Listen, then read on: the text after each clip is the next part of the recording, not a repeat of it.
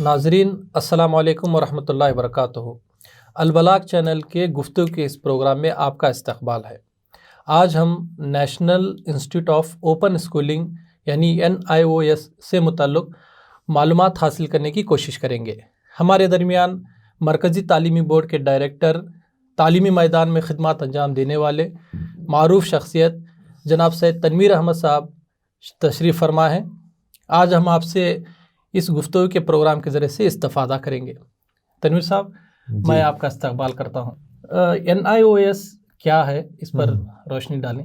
National institute of open schooling ایک government of India ابھی education ministry, پہلے جس کا نام HRD منسٹری تھا، ہیومن ریسورس ڈیولپمنٹ منسٹری، اس کے تحت کام کرنے والا ایک آزاد ادارہ ہے، لیکن یہ رجسٹرڈ ریکگنائزڈ ادارہ ہے جو ڈسٹینس لرننگ، اوپن لرننگ کو فیسیلیٹیٹ کرتا ہے۔ اس کے ذریعے مختلف کورسز چلائے جاتے ہیں۔ ان میں دو اہم کورسز ہیں جس سے عام طور پر لوگ استفادہ یا فائدہ حاصل کر سکتے ہیں۔ نمبر ایک میٹرک کا ایگزامینیشن، جسے سیکنڈری ایگزامینیشن کہا جاتا ہے۔ دوسرا ہے سینئر سیکنڈری ایگزامینیشن یعنی گریڈ 12 کا۔ یہ دو ایگزام کسی بھی مقام سے بیٹھ کر کوئی طالب علم جس کی عمر 15 سال مکمل ہوتی ہے وہ میٹرک کا ایگزام لکھ سکتا ہے، جس کی 18 سال مکمل ہوتی ہے وہ 10+2 کا ایگزامینیشن لکھ سکتا ہے۔ اس کی بہترین ویب سائٹ ہے جس کا نام ہے national institute of open schooling. یہ اگر ٹائپ کریں گے آپ تو اس کی ویب سائٹ پہ چلے جائیں گے اور تفصیلات آپ کو ملیں گی۔ اسی طرح آپ صرف NIOS بھی ٹائپ کریں گے تو آپ کو تفصیلات مل جائیں گی۔ NIOS کے مختلف سینٹرز ہندوستان بھر قائم شدہ ہیں۔ جی، کیا ملت کے تعلیمی اداروں کو بھی اس کے سینٹرز قائم کرنے کی طرف سوچنا چاہیے؟ دیکھیے یہ بہت اچھا سوال ہے۔ ملت کے ادارے NIOS سے فائدہ جتنا اٹھانا چاہیے نہیں اٹھا رہے ہیں۔ ہر وہ اسکول جو ریکگنائزڈ ہے، recognised by government of Karnataka یا recognised by any board, central board یا اسٹیٹ بورڈ، جس میں CBSE ہے، ICSE ہے یا اسٹیٹ بورڈ ہے، وہ NIOS کا سینٹر بھی لے سکتے ہیں۔ اسی طرح وہ مدارس یا وہ مدرسہ جو وقف سے یا مدرسہ بورڈ سے ریکگنائزڈ ہے وہ بھی NIOS کے سینٹر کو لے سکتا ہے۔ اب تو NIOS نے پرائمری ایجوکیشن کو بھی انٹروڈیوس کر دیا ہے۔ گریڈ 3، گریڈ 5، پھر گریڈ 10 کے ایگزامینیشن بھی ان اسکولوں میں کنڈکٹ کیے جا سکتے ہیں۔ NIOS کے سینٹرز قائم کرنے سے کیا کچھ فائدہ ہو سکتا ہے؟ دیکھیے NIOS کے سینٹرز قائم کرنے سے بہت سارے فائدے ہو سکتے ہیں۔ نمبر ایک چیز، ابھی ہمارا جو مین اسٹریم کا سسٹم ہے اس میں بچوں کو میتھمیٹکس، سائنس لے کر پڑھنا ہوتا ہے، لیکن NIOS میں ایک بہت بڑی سہولت یہ ہے کہ وہ سبجیکٹ کو سلیکٹ کر سکتے ہیں، چوائس کر سکتے ہیں۔ حالانکہ اب یہ سسٹم ہماری نیشنل ایجوکیشن پالیسی 2020 کے ذریعے بھی انٹروڈیوس کیا گیا ہے، اور اس کو انٹروڈیوس کرنے میں ہو سکتا ہے 1-2 سال کا اور وقت لگے گا۔ تو یہ سہولت آلریڈی NIOS کے تحت موجود ہے کہ ہم اگر میتھمیٹکس اور سائنس میں انٹرسٹڈ نہیں ہیں تو کوئی اور سبجیکٹ بھی لے سکتے ہیں، جس طرح کہ اکنامکس ہے، سوشیالوجی ہے، پولیٹیکل سائنس ہے۔